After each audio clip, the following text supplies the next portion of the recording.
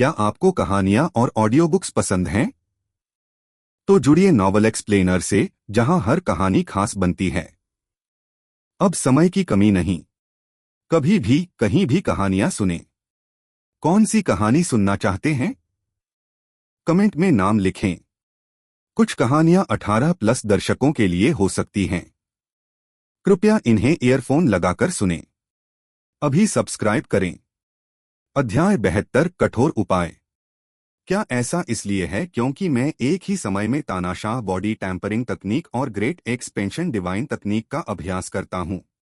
मैंने इतनी धार्मिक ऊर्जा को अवशोषित कर लिया है और फिर भी मैं किसी अन्य तारे को भी नहीं तोड़ सकता। यूनक्सियाओ थोड़ा आश्चर्यचकित हुआ।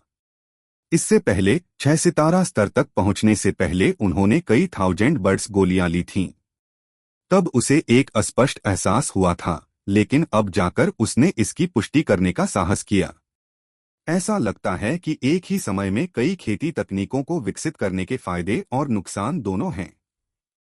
हालांकि अब जब मैं मार्शल आर्ट की समझ के साथ साथ तानाशाह बॉडी टैंपरिंग तकनीक और ग्रेट एक्सपेंशन डिवाइन तकनीक जानता हूं, तो मेरे समान रैंक वाला कोई भी मेरा मुकाबला नहीं करेगा। उनकी प्राइमर्डियल क्यूई सभी धर्मी ऊर्जा को अवशोषित करने के बाद भी 6 सितारा स्तर की बाधा पर अटकी हुई थी, जिससे उन्हें थोड़ा निराशा हुई। वह नीचे जाने ही वाला था कि उसने यान जिन और यू जिक्सियन की आवाज सुनी। फिर अगले ही पल अचानक 100 से अधिक विद्वानों के समूह से धार्मिक ऊर्जा का गुबार तेजी से फूट पड़ा और लहरों की तरह उनकी ओर दौड़ने लगा। फूकर, यान जिन, यू जिक्सियन, मैं आप दोनों से प्यार करता हूं। यूनक्सियाओ बहुत खुश था। यह उस आदमी की तरह था जिसके पास खाने के लिए पर्याप्त नहीं था और अचानक उसे व्यंजनों से भरी मेज परोस दी गई। उसके चारों ओर के छिद्र अचानक खुल गए, लालच से शुद्ध धार्मिक ऊर्जा को अवशोषित कर लिया, जबकि उसका पूरा मन इस अद्भुत भावना में डूबा हुआ था। उन्हें धर्मी ऊर्जा की आपूर्ति बंद न करने देने के लिए यूनक्सियाओ ने जानबूझकर एक दर्दनाक अभिव्यक्ति रखी और गुस्से से चिल्लाया, आप ऐसा कैसे कर सकते हैं? आप बहुत क्रूर हैं। जैसे ही बड़ी मात्रा में धर्मी ऊर्जा उसके डेंटियन में समाहित हो गई, उसकी प्राइमर्डियल क्यूई का स्तर अंतः संतृप्ति बिंदु पर पहुंच गया। एक बिल्कुल नया लोक चुपचाप उसके पास आ गया। उसकी सारी शिरोबिंदु एक ही पल में खुल गईं और उसकी आंखें बिजली की तरह चमक उठीं। आखिरकार वह सफल हुआ और 7 सितारा योद्धा बन गया। वह इतना खुश था कि वह दहाड़ना चाहता था, लेकिन वह लालच से धार्मिक ऊर्जा को अवशोषित करता रहा और चिल्लाता रहा, बास्टराडा! इसे रोको! इसे अभी रोको! मैं मर रहा हूं! मदद करो! जमीन पर मौजूद सैकड़ों विद्वानों, जिनका चेहरा पीला पड़ गया था और माथे से पसीने की बड़ी बड़ी बूंदें बह रही थीं, ने महसूस किया कि उनकी ऊर्जा तेजी से खत्म हो रही है, जो पहले कभी नहीं हुआ था। सामान्यतः वे जितना अधिक संतों का ज्ञान सुनाते थे, वे उतने ही अधिक ऊर्जावान होते जाते थे। हर किसी को रुकना चाहिए। यह दुष्ट आदमी अपने आखिरी पड़ाव पर है। गोंगसन रंग ने अपने दांत पीस लिए। उसने यूनक्सियाओ के कान के मैल की एक गांठ निगल ली थी और उसके सारे पित्त को उल्टी कर दिया था। अब वह चाहता था कि वह दूसरे को भी बीच हवा से खींच सके और उसके टुकड़े कर सके। इसलिए वह व्यक्ति था जिसने सभी के बीच सबसे मजबूत धार्मिक ऊर्जा जारी की थी। ली जियान भयभीत हो गया और उसने कहा, अब हमें क्या करना चाहिए, महाराज? ऐसा लगता है कि युवा मास्टर यूं हार रहे हैं। ली चुनयान ने आश्चर्य से यूनक्सियाओ की ओर देखा। दर्द भरे चेहरे के अलावा यूनक्सियाओ की आंखें स्पष्ट और शांत थीं, और ऐसा कोई संकेत नहीं था कि वह इसे खो रहा था। इसके अलावा हवा के बीच से आ रही आभा से पता चलता है, क्या ऐसा हो सकता है कि वह एक और स्तर आगे बढ़ गया हो? आखिरकार लगभग 15 मिनट के बाद विद्वान इसे और बर्दाश्त नहीं कर सके। जैसे ही उन्होंने संतों के ज्ञान का पाठ करना बंद कर दिया, वे सभी निष्क्रिय हो गए। उनके शरीर खोखले हो गए, जैसे कि उनकी सारी ऊर्जा नष्ट हो गई। यह ऐसा था मानो धार्मिक ऊर्जा के साथ उनका संबंध किसी ने जबरन तोड़ दिया हो। उल्टी, कुछ कमजोर विद्वानों ने अपना मुंह खोला और खांसते हुए मुंह से खून निकाला, फिर जमीन पर गिर पड़े और बेहोश हो गए। गोंगसन रंग को भी चक्कर आ रहा था और वह अपनी दिव्य भावना के अत्यधिक परिश्रम से लड़खड़ा रहा था। यान जिन और यूजिक्सियन को भी दैवीय भावना के अत्यधिक तनाव का सामना करना पड़ा। उन्होंने भयभीत होकर आकाश की ओर देखा, तभी यूनक्सियाओं को शांत चेहरे के साथ धीरे धीरे नीचे उतरते देखा। वे दोनों और कुछ अभी भी शांत विद्वान सभी अवाक रह गए। यूनक्सियाओं न केवल अस्वस्थ दिख रहे थे, बल्कि उनकी आभा भी पहले से अधिक मजबूत लग रही थी। जिस समय यूनक्सियाओं का एक पैर जमीन को छू गया, उसके सिर के ऊपर, उसकी हथेलियों और उसके तलवों पर मौजूद अदृश्य शक्तियां बुलबुले की तरह फूट गईं और गायब हो गईं। वह धीरे से जमीन पर उतरा और सीधा हो गया, फिर धीरे से अपनी आंखें खोलीं। उसकी प्रत्येक पुतली में सुनहरी बिजली की एक रेखा चमकती हुई प्रतीत होती थी, जो एक पल में गायब हो जाती थी। सभी विद्वानों का दिमाग हिल गया और जो अभी भी जाग रहे थे, उन सभी के मुंह से मुंह तक खून निकला, जबकि दर्जनों लोग वहीं बेहोश हो गए। यूनक्सियाओं ने एक लंबी सांस छोड़ी और कहा, एक मध्यवर्ती 7 सितारा योद्धा। बुरा नहीं। यदि आपने अधिक मेहनत की होती तो मुझे 7 सितारों के चरम स्तर तक पहुंचना चाहिए था। मैंने आपकी धर्मी ऊर्जा का केवल बहुत कम हिस्सा अवशोषित किया है, और फिर भी आप इसे अब और बर्दाश्त नहीं कर सकते। क्या आप सामान्य समय में अपनी पढ़ाई में ढिलाई बरत रहे हैं? उनके शब्द वज्र के समान थे, जो एक क्षण में सभी विद्वानों के कानों में फूट पड़े। जो विद्वान मूर्छित हो गए थे, वे भी जागृत हो गए। हर कोई स्तब्ध था और उनका दिमाग बिल्कुल खाली था। क्या वह वास्तव में सफलता हासिल करने के लिए हमारी धार्मिक ऊर्जा का उपयोग कर रहा है? उल्टी। कई विद्वानों को फिर से खून की उल्टियां हुईं, जबकि यान जिन और गोंगसन रंग इतने क्रोधित थे कि उनमें से प्रत्येक ने एक एक मुंह से खून भी निकाला और जमीन पर गिर पड़े। यहाँ तक कि ली चुन्यांग भी अवाक रह गए। उसकी आंखें चौड़ी हो गईं, लेकिन अगले ही पल वह जोर से हंसने लगा। हाँ, यूनक्सियाओ, तुम सच में मेरे पोते हो। खैर, जब तुम लोग लौटोगे तो इस उदार उपहार के लिए कोंगरेनी को धन्यवाद देने में मेरी मदद करना याद रखना। उनके शब्दों ने इन विद्वानों को और अधिक उत्तेजित कर दिया और उनके दिमाग को नुकसान पहुंचाया, जिससे वे सभी पागल और कुछ हद तक अनुपस्थित दिमाग वाले हो गए। तुम एक हिंसक मौत मरोगे, यान जिन ने कर्कश आवाज में शाप दिया। ऐसा मत सोचो कि कुछ कौर खून खा लेने के बाद तुम ठीक हो जाओगे। जैसे ही उसकी तेज नजर सभी के चेहरे पर पड़ी, यूनक्सियाओं ने ठंडी खर्राटे लीं। आपने ली परिवार के सामने के दरवाजे को बंद कर दिया है और बिना किसी कारण के मेरे दादा पर आरोप लगाया है। अब हिसाब बराबर करने का समय आ गया है। उन्होंने एक कदम आगे बढ़ाया और तुरंत ही थके हुए विद्वानों पर पहाड़ की तरह एक बड़ा दबाव टूट पड़ा। उल्टी। यान जिन, जो यूनक्सियाओं के सबसे करीबी थे, सबसे पहले इसका खामियाजा भुगतने वाले थे। प्रभाव के तहत उसने मुंह से खून निकाला और कुछ कदम पीछे हट गया। आप क्या हैं? आप क्या करने की कोशिश कर रहे हैं? वह भयभीत होकर चिल्लाया। मूल रूप से वे कुल मिलाकर 100 से अधिक विद्वानों के साथ ली चुन्यांग को नीचे ले जाने की प्रतिज्ञा लेकर यहां आए थे, लेकिन अप्रत्याशित रूप से कुछ शब्द कहने से पहले ही वे सभी जमीन पर पड़े पड़े अधमरे हो गए थे। इस बीच दीवारें और जमीन उनके द्वारा निकाले गए खून से भर गई थीं। यूनक्सियाओं ने व्यंग्यपूर्वक कहा, मैं क्या करने की कोशिश कर रहा हूं? आप 100 से अधिक लोगों के साथ मेरे आवास के सामने के दरवाजे पर एकत्र हुए हैं, और फिर भी आप मुझसे पूछते हैं कि मैं क्या करने की कोशिश कर रहा हूं। क्या आप यहां मुझे चुटकुले सुनाने के लिए आए हैं? यूजिक्सियन ने यान जिन को स्थिर किया, जो पीछे हट रहे थे, और थोड़ा शांत हुए। फिर वह आगे बढ़ा और गरजा, तुम्हारे परिवार ने 10 अपराध किए हैं जो अक्षम्य हैं। वह जानता था कि यह मिशन विफल होने वाला है, लेकिन उसे धार्मिकता के 5 प्रमुख सिद्धांतों को अपने पक्ष में रखना होगा और किसी भी स्थिति में ली परिवार पर 10 अपराधों का ठीकरा फोड़ना होगा। यूनक्सियाओं की आंखें चमक उठीं और उसने उसे घूरते हुए कहा, आप वास्तव में मुझे चुटकुले सुनाने के लिए यहाँ आए हैं? 10 अपराध? क्या आपको लगता है कि महामहिम अंधे हैं?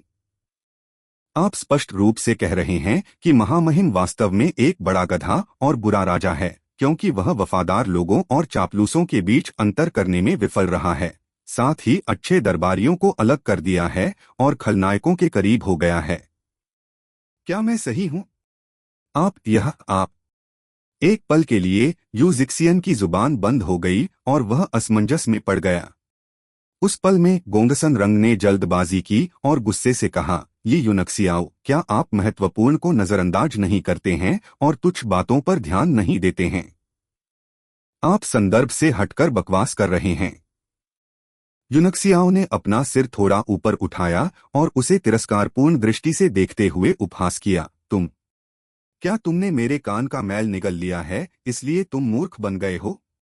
मैं ऐसे व्यक्ति से बात नहीं करना चाहता जो मल खाता है। उल्टी। गोंगसन रंग इतना क्रोधित था कि उसने फिर से मुंह में खून की उल्टी कर दी। बार बार की मार झेलने के बाद वह अपने पैरों पर अस्थिर हो गया था और कांपती उंगली से यूनक्सियाओ की ओर इशारा करते हुए पीछे हट रहा था। तुम तीनों बुद्धिमानों को नुकसान उठाना पड़ा और खून की उल्टियां हुईं। बाकी विद्वान जो अभी तक बेहोश नहीं हुए थे, सभी पीले पड़ गए थे। उनकी आंखें अपनी ऊर्जा खोकर कुछ हद तक चौंधिया गई थीं। जब उन्होंने देखा कि उनके 3 नेता एक एक करके गिर रहे हैं, तो वे पूरी तरह से अवाक रह गए। वे सभी पूरी तरह से सदमे में वहीं रह गए। यह दृश्य उनकी कल्पना से बिल्कुल अलग था। होना तो यह चाहिए था कि ली चुनयांग उनकी निंदा के तहत आत्मसमर्पण कर देता और अपने अपराधों के लिए उसे फांसी दे दी जाती। ऐसा क्यों हो रहा था? भाई झो, भाई झांग, भाई मेंग, भाई शितु, एक एक करके प्रतिभाशाली विद्वान जो आमतौर पर राज्य के मामलों पर सलाह देते थे, वे सभी अपने ही खून के ढेर के बीच मरे हुए सुअरों की तरह जमीन पर गिर पड़े। ली चुनयांग भी अवाक रह गए। उन्हें विश्वास नहीं हो रहा था कि पांडित्यपूर्ण विद्वानों का एक समूह, जिनकी जीविका चलाने का एकमात्र साधन दिखावा था, उनके पोते द्वारा कही गई बात के कारण क्रोध से खून की खांसी कर रहे थे। हवा में खून की तेज गंध थी, इसलिए यूनक्सियाओं ने भौहें चढ़ा लीं और कहा, मूल रूप से मेरे परिवार को नाराज करने के लिए तुम निश्चित रूप से मर जाओगे, लेकिन मुझे आगे बढ़ने में मदद करने के लिए मैं तुम्हें एक और मौका दूंगा। कैसे अहंकारी! हम संतों विद्वानों के शिष्य हैं। क्या तुम हमें मारने का साहस करते हो? एक विद्वान क्रोध से चिल्लाया। यूनक्सियाओ ने उसे नजरअंदाज कर दिया और हवा में लहराने से पहले अपना हाथ बढ़ाया। तुरंत एक बैनर उड़कर उसकी चपेट में आ गया, जिस पर लिखा था 10 अपराध अक्षमय। एक व्यंग्यात्मक मुस्कान के साथ उनका चेहरा चमक उठा और अगले ही पल उस विद्वान के सामने आ गया जो अभी अभी बोला था। फिर उसने विद्वान के सिर के ऊपरी हिस्से पर हथेली से हल्के से थप्पड़ मारा। पिताजी! ठीक उसी तरह विद्वान का सिर तरबूज की तरह फट गया। हल्का पीला दिमाग और चमकीला लाल खून बाहर निकलकर पूरी जमीन पर फैल गया। उसके बाद यूनक्सियाओ ने उसकी छाती पर थप्पड़ मारा, जिससे उसकी बाह जितनी मोटी खून की धारा अब बिना सिर वाली गर्दन से बाहर निकलने लगी। हर कोई हांफने लगा और हर तरफ ठंड महसूस हुई। ऐसी क्रूरता उन्होंने पहले कभी नहीं देखी थी। ये विद्वान, जिन्होंने अपना दिन संतों की पुस्तकों का अध्ययन करने, फूलों, चंद्रमा, शरद ऋतु के दृश्यों की सराहना करने और मुर्गियों और बत्तखों को मारने की हिम्मत भी नहीं करने में बिताया, पूरी तरह से मूर्ख थे। तभी उनमें डर घर करने लगा और आखिरकार उन्हें एहसास हुआ कि अब वे बड़ी मुसीबत में हैं। यूनक्सियाओ ने खून की धारा पर सफेद बैनर फेंका और खून ने तुरंत कुछ बड़े शब्दों को धो दिया। उसने अपनी हथेली को मुट्ठी में बंद कर लिया, जिसके साथ खून का एक बड़ा द्रव्यमान हवा में इकट्ठा हो गया और फिर उसके नियंत्रण में बैनर पर चला गया। जल्द ही बैनर के पीछे कुछ चमकीले लाल शब्द दिखाई दिए। कोंगरेनी एक झूठा धर्मात्मा व्यक्ति है, एक असली कछुआ है। उसने बैनर को विद्वानों के समूह के बीच में फेंक दिया और हल्के से कहा, इस बैनर को पकड़ो और शहर में 3 बार घूमो। हर 3 कदम पर इस पर शब्द चिल्लाए। मैं तुम्हारा पीछा करने के लिए किसी को भेजूंगा और मैं उन सभी को मार डालूंगा जो चिल्लाते नहीं हैं, जो गलत चिल्लाते हैं और जिनकी आवाज पर्याप्त ऊंची नहीं है। ली यूनक्सियाओ, क्या आप दुनिया द्वारा निंदा किए जाने से नहीं डरते हैं? और यूजिक्सियान ने गुस्से में यूनक्सियाओ की ओर इशारा किया और डांटा। लेकिन अचानक उन्हें अपनी गर्दन में दर्द महसूस हुआ और फिर देखा कि उनका शरीर देखते ही देखते सिकुड़ रहा है। उसी समय जमीन उससे दूर जा रही थी और हर कोई भयभीत होकर उसकी ओर देख रहा था। इस समय वह यह जानकर चौंक गया कि उसका सिर काट दिया गया था और हवा में फेंक दिया गया था। अध्याय 73 एक झूठा धर्मी आदमी एक असली कछुआ। पिताजी, यूनक्सियाओ ने सड़क के किनारे एक कोने में उगे एक लंबे बांस को एक हाथ से तोड़ा और उसे मीटबॉल की छड़ी की तरह पकड़कर यूजिक्सियन के सिर में घुसा दिया। मैं इस बांस के खंभे को 100 सिर वाला खंभा कहूंगा। देखते हैं मैं इस पर कितने सिर लटका सकता हूं। विद्वानों के चेहरे तुरंत पीले पड़ गए और उनका पूरा शरीर ठंडा पड़ गया। यूनक्सियाओ ने 3 बुद्धिमानों में से एक यूजिक्सियन को मार डाला था और बिना पलक झपकाए उसका सिर बांस के खंभे पर लटका दिया था। तो उनके लिए तथाकथित प्रतिभाशाली विद्वानों को मारना चींटियों को मारने जितना आसान था। यान जिन और गोंगसन रंग मौके पर ही जम गए। उन्हें ऐसा महसूस हुआ मानो वे अचेतन अवस्था में हों और सब कुछ इतना अवास्तविक था। वह साथी जो कल कविताएं सुना रहा था और उनके साथ नदी के किनारे सो रहा था, अब एक दीनहीन लाश में तब्दील हो गया था। उसका सिर बांस के खंभे पर ऊंचा लटका हुआ था। यूनक्सियाओ बांस के खंभे के साथ यान जिन के पास गया और बिना किसी भावना के ठंडे स्वर में कहा, मैं तुम्हें 3 सांसें दूंगा, बैनर पर लिखे शब्दों को जोर से चिल्लाओ। यान जिन कांप उठा।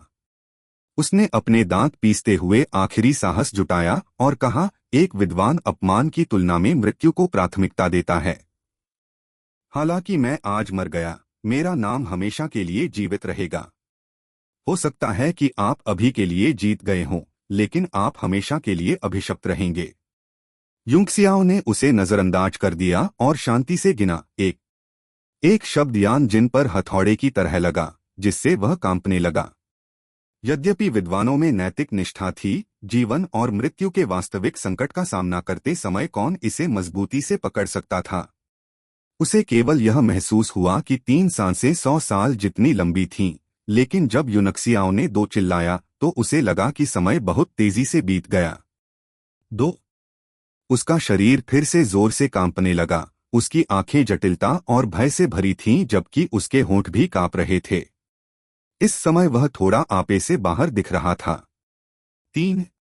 जैसे ही 3 शब्द चिल्लाया गया, यूनक्सियाओ की उदासीन अभिव्यक्ति अपरिवर्तित रही, लेकिन उसके अंदर से एक जानलेवा आभा फूट पड़ी। उसने तायन तलवार निकाली, जिसका ब्लेड सूरज की रोशनी में तेजी से चमक रहा था। यान जिन को अपनी आंखों में झुनझुनी जैसा दर्द महसूस हुआ, और जैसे ही उसने बांस के खंभे पर खून से सने सिर को देखा, उसने देखा कि उसका चेहरा उसके चेहरे में बदल गया था। अचानक उसके अंदर का बचाखुचा साहस भी तेज धूप में बर्फ की तरह पिघल गया। आह! नहीं, मुझे मत मारो। मैं मरना नहीं चाहता, मैं मरना नहीं चाहता। युवा मास्टर, मैं गलत था, मुझे पता है कि मैं गलत था। कृपया मेरी जान बख्श दो। वह पूरी तरह से मानसिक रूप से टूट गया और यूनक्सियाओ के सामने घुटनों के बल गिर पड़ा। बाकी सभी विद्वानों ने अपना चेहरा हाथों से ढक लिया और फूट फूट कर रोने लगे। यूनक्सियाओ ने यान जिन के कंधे पर तलवार रखी और उदासीनता से कहा, चिल्लाओ, चिल्लाओ। यान जिन ने बैनर पर लाल रंग के शब्दों को कांपते हुए देखा और फूट फूट कर रोने लगी। जैसे ही उसने रोना शुरू किया, उसने अपना सारा जुनून त्याग दिया और चिल्लाया, कोंगरेनी एक झूठा धर्मी आदमी है, एक असली कछुआ है। सभी विद्वानों ने हृदय में दुख भरकर मुंह फेर लिया। कन्फ्यूशियस के 5 स्थायी गुणों में सबसे महत्वपूर्ण गुण स्वर्ग, पृथ्वी, राजा, माता पिता और शिक्षक के प्रति सम्मान था। यान जिन आज अपनी जान बचा सके या नहीं, शिक्षक का अपमान करने का उसका पाप ही उसे फिर कभी अपना सिर न उठाने के लिए पर्याप्त था। यूनक्सियाओ ने संतुष्टि के साथ कहा, अच्छा, यह इसके जैसा ही है। फिर उसने गोंगसन रांग के कंधे पर तलवार रख दी और ठंडे स्वर में कहा, तुम्हारे बारे में क्या? गोंगसन रंग ने दर्द से अपना सिर झुका लिया, लेकिन वह यान जिन की तुलना में अधिक निर्णायक था। कोंगरेनी एक झूठा धर्मी आदमी है, एक असली कछुआ है। हाँ, अच्छा, मेरा मल खाकर तो तुम और भी चतुर हो गए हो। धर्म का ये दिखावा मेरे सामने रत्ती भर भी नहीं है। यूनक्सियाओ का चेहरा ठंडा हो गया और उसने बाकी विद्वानों की ओर इशारा किया और ठंडे स्वर में कहा, यदि आप में से कोई भी 3 सांसों के भीतर नहीं चिल्लाएगा तो मैं तुम्हें मार डालूंगा। तलवार से एक ठंडक निकली और तुरंत सभी के दिलों पर छा गई। इस बीच आसमान में भी अंधेरा छा गया, जिससे वे उदास महसूस करने लगे। मैं यह करूंगा। अंत में किसी ने रोना और चिल्लाना शुरू कर दिया। कोंगरेनी एक झूठा धर्मी आदमी है, एक असली कछुआ है। उसने अंतर खोल दिया था, और चूंकि यान जिन और गोंगसुन रंग भी पहले ही चिल्ला चुके थे, बाकी लोगों को चिंता करने की कोई बात नहीं थी। आखिरकार जीवित रहना किसी भी अन्य चीज से अधिक महत्वपूर्ण था। परिणामस्वरूप वातावरण तुरंत चीख पुकार से भर गया। एक पल के लिए आवास के सभी लोग चौंक गए। उन्हें लगा कि उन्होंने गलत सुना है। क्या ये विद्वान अभी अपने पुराने गुरु को डांट नहीं रहे थे? यह क्यों बदल गया था? अब वे कोंगरेनी का अपमान क्यों कर रहे थे? इसे कई बार सुनने और जो कुछ उन्होंने सुना उसकी पुष्टि करने के बाद उन्होंने ली बाइफेंग को इसके बारे में सूचित करने के लिए जल्दबाजी की। ली चुनयांग और ली जियान भी अपनी जगह पर जमे हुए थे।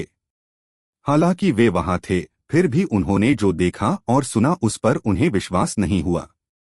इनमें से हर एक विद्वान जो संतों को अपना आध्यात्मिक सहारा मानता था, कोंगरेनी को लताड़ रहा था। ऐसे अचानक हुए बदलाव ने उनके ज्ञान को पूरी तरह पलट दिया। तुम इतने दुखी होकर क्यों चिल्ला रहे हो? यूनक्सियाओ ने भौहें चढ़ाकर कहा। मैं एक दुखी आवाज नहीं सुनना चाहता। अब आप सभी को खुशी से चिल्लाना होगा। मैं एक और नियम जोड़ूंगा, जो कोई रोएगा या नहीं हंसेगा, मैं उसे मार डालूंगा। हर कोई हांफने लगा और तुरंत रोना बंद कर दिया क्योंकि वे हंसने लगे। हाँ हाँ, कोंगरेनी एक झूठा धर्मी आदमी है, एक असली कछुआ। हाँ हाँ, एक असली कछुआ। हाँ हाँ हाँ। ली चुनयांग फिर हुए बेहोश। तभी यूनक्सियाओ ने मुस्कुराहट दिखाई और अनुमोदन करते हुए कहा, यह तो इसके जैसा ही है। उसने ली जियान को इशारा किया और उसे बांस का खंभा देते हुए कहा, लोगों के इस समूह को 3 बार राजधानी के चारों ओर ले जाएं। मेरे द्वारा बताए गए नियमों को याद रखें। जो कोई भी उनका उल्लंघन करने की हिम्मत करता है, उसे मार डालो और उनके सिर इस बांस के खंभे पर लटका दो। मैं देखना चाहता हूं कि जब तुम वापस आओगे तो इस पर कितने सिर लटके होंगे। सभी विद्वान कांप उठे और जोर जोर से चिल्लाने लगे। इस बीच ली जियान ने बांस का खंभा उठाया और समूह को सड़कों पर ले गया। जल्द ही पूरी राजधानी उबल पड़ी और विद्वानों के इस समूह की चीखें सुनकर हर कोई देखने के लिए बाहर भागा। हाँ हाँ, कोंगरेनी एक झूठा धर्मी आदमी है, एक असली कछुआ। हाँ हाँ हाँ हाँ हाँ। Please subscribe the novel explainer channel. Li Baifeng निवास में शांति से चाय पी रहे थे। यह सिर्फ बाहर प्रदर्शन कर रहे विद्वानों का एक समूह था। जब तक वे अंदर नहीं आए, वह सुरक्षित था। जब पुराना मास्टर वापस आएगा तो सब कुछ तय हो जाएगा। चौथा गुरु एक नौकर धीरे धीरे अंदर आया। यह क्या है? तुम इतने घबराए हुए क्यों हो? 9527। ली बाइफेंग ने अपना कप नीचे रखा और चिंतित होकर पूछा। क्या वे अंदर घुस आए? 9527 ने जल्दी से कहा, नहीं चौथे मास्टर, वे बाहर कोंगरेनी को डांट रहे हैं, कह रहे हैं कि वह एक झूठा धर्मी व्यक्ति और असली कछुआ है, और वे बहुत खुश लग रहे हैं। क्या? ली बाइफेंग स्तब्ध रह गए। उसने अपना कप उठाया और चाय की एक चुस्की ली, फिर कुछ पल के लिए सोचा और कहा, क्या यह अजीब नहीं है? आओ बाहर चलें और देखें। निवास के सभी गार्डों को बुलाओ। जब उन्होंने घबराकर सामने का दरवाजा खोला तो वे ली चुनयांग और यूनक्सियाओ को बाहर खड़े देखकर चौंक गए। ली बाइफेंग ने मूर्खतापूर्वक कहा, माई लॉर्ड। यूनक्सियाओ, आप वापस आ गए? वे विद्वान कहाँ हैं? क्या बेकार चीज है? ली चुनयांग बहुत गुस्से में लग रहे थे जब उन्होंने ली बाइफेंग को लात मारी और अंदर चले गए। यूनक्सियाओ भी अंदर आते हुए मंद मंद मुस्कुरा रहे थे। ली बाइफेंग को थोड़ा आश्चर्य हुआ। वह भी पीछा करना चाहता था, लेकिन ली चुनयांग ने उसे रोक दिया। इसे वहीं पकड़ो। तुम दरवाजे के बाहर जाओ और जगह साफ करो। युंगसियाओ और मेरा पीछा मत करो। बूढ़े और जवान सीधे आंगन में गए और गुप्त कक्ष में प्रवेश कर गए। इस बीच ली बाइफेंग नौकरों के एक समूह के साथ दरवाजे के बाहर गए। जमीन और दीवार पर फैले खून के साथ साथ दो सिर विहीन शवों को देखकर हर कोई तुरंत चौंक गया। उसने मन ही मन सोचा, क्या मेरे स्वामी ने क्रोध में आकर सभी विद्वानों को मार डाला? लेकिन शव कहाँ हैं? सभी शव कहाँ गए? गुप्त कक्ष के अंदर चेन दाशेन गहरी नींद में सो रहा था। उसकी स्थिति की जांच करने के बाद युनक्सियाओं ने भौहें चढ़ा दी और कहा, उसकी हालत मेरी अपेक्षा से भी बदतर है। लेकिन इससे कोई फर्क नहीं पड़ता। मेरे यहां रहते हुए वह चाहकर भी मर नहीं सकता। जब युनक्सियाओं ने चेन दाशेन के मुंह में एक औषधीय गोली डाली तो ली चुनयांग ने घबराहट से देखा। उसे जागने में कितना समय लगेगा, उसने पूछा। वह चेन दाशेन की वर्तमान स्थिति के बारे में जानता था। वह जितने अधिक समय तक कोमा में रहेगा, स्थिति उतनी ही खराब होगी। उसे यथासंभव जागते रहने की जरूरत थी। युनक्सियाओं ने हंसते हुए कहा, वह जाग रहा है। निश्चित रूप से चेन दाशेंग ने धीरे से अपनी आंखें खोलीं। चैम्बर में मौजूद लोगों पर अच्छी तरह नजर डालने के बाद उन्होंने व्यंग्यपूर्ण मुस्कान के साथ कहा, मैं फिर से बेहोश हो गया। इस बार तो मैं भाग्यशाली था कि जाग गया, लेकिन मुझे नहीं पता कि अगली बार मुझे ऐसी अच्छी किस्मत मिलेगी या नहीं। युनक्सियाओं ने कहा, खड़े होने की कोशिश करो। चेन दाशिंग ने उसे ऐसे देखा जैसे वह कोई बेवकूफ हो और बोला, खड़े होने की कोशिश करो। मैं 5 साल से खड़ा नहीं हुआ हूं। उसके शब्द अचानक बंद हो गए, फिर उसके चेहरे पर एक अजीब भाव दिखाई दिया और उसकी आंखें सदमे से भर गईं। Please subscribe the novel explainer channel. मैं अपने पैरों को महसूस कर सकता हूं, वह उत्साह से चिल्लाया, लड़का, तुमने यह कैसे किया? युनक्सियाओं ने मुस्कुराते हुए कहा, यह वास्तव में बहुत सरल है। आप अत्यधिक ठंडे जहर से पीड़ित हैं। वह सन झेंगजोंग केवल आपको पोषण देने के लिए मेल्टिंग पिल्स को परिष्कृत करना जानता है, लेकिन यह केवल लक्षणों का इलाज कर सकता है। उन्मूलन की विधि न केवल बर्फ को बेअसर करना है, बल्कि ठंडे जहर को हटाना भी है। मेरी यह मिस्टेरियस फायर गोली ठंड को दूर कर सकती है और जहर को दूर कर सकती है, लेकिन यह केवल एक दूसरे दर्जे की औषधीय गोली है। इसलिए हमें आपको ठीक करने में मदद करने के लिए शुद्ध यांग ऊर्जा की भी आवश्यकता है। आपकी चोट, जैसा कि उन्होंने समझाया, चेन दाशेंग ने पहले ही अपने हाथों को बैरल के किनारे पर रख दिया था और धीरे धीरे अपने हाथों को छोड़ने से पहले खड़ा हो गया था। उसके गिरने के डर से ली चुनयांग उसकी मदद करने के लिए आगे बढ़ा, लेकिन उसने उसे गले लगा लिया। चेन दाशेंग उत्साह से कांपने लगे और खुशी से रोने लगे, भाई, इतने सालों के बाद मैं आखिरकार फिर से खड़ा हो सकता हूँ। अच्छा भाई, ली चुनयांग भी उत्साहित थे और उन्होंने चेन दाशेंग को कसकर गले लगा लिया। पिछले 5 वर्षों से जहां चेन दाशेंग को कष्ट झेलना पड़ा था, वहीं ली चुनयांग को भी। चेन दाशेंग ने अपने आंसू पोंछे और खुशी से कहा, भाई, आपका एक अच्छा पोता है। मैं आपसे बहुत ईर्ष्या करता हूं। ली चुनयांग ने व्यंग्य भरी मुस्कान के साथ कहा, यह लड़का, उसे अपने पोते का वर्णन करने के लिए शब्द नहीं मिल रहे थे, इसलिए उसने अचानक आह भरी और कहा, ठीक है, अगर मैंने उसे तुम्हारे बारे में पहले बताया होता तो शायद तुम्हें इतना कष्ट नहीं होता। चेन दाशेंग ने हंसते हुए कहा, मैं बहुत खुश हूं कि अब मैं खड़ा हो सकता हूं। मैं और कुछ नहीं मांग सकता। युनक्सियाओं ने मुस्कुराते हुए कहा, लॉर्ड चेन, आपको कुछ दिनों में पूर्व की ओर सेना का नेतृत्व करना है, इसलिए आप इतने उदास नहीं हो सकते। सेना को पूर्व की ओर ले जाओ। चेन दाशेंग हंसने से पहले थोड़ी देर के लिए रुके। हाँ, तुम लड़के सचमुच मजाक कर सकते हो। उन्होंने अपने सिर की ओर इशारा किया और कहा, मैं यहाँ केवल अपने सैन्य करियर को याद कर सकता हूँ। युनक्सियाओं ने मुस्कुराते हुए कहा, हम शर्त क्यों नहीं लगाते? अध्याय 74, ठंडे जहर का इलाज करें। चेन दाशेंग अवाक रह गए जब उन्होंने ली चुनयांग को देखा, जो बिना एक शब्द कहे मुस्कुरा रहे थे, और आश्चर्य से पूछा, भाई, उन्होंने जो कहा वह सच नहीं हो सकता, है ना? ली चुन्यांग ने उसे कंधे पर थपथपाया और आह भरते हुए कहा, भाई, हालांकि आपकी चोट अभी तक ठीक नहीं हुई है, मुझे फिर से आपकी मदद की जरूरत है। अपनी आंखें चौड़ी करके चेन दाशिंग जोर से हंसे।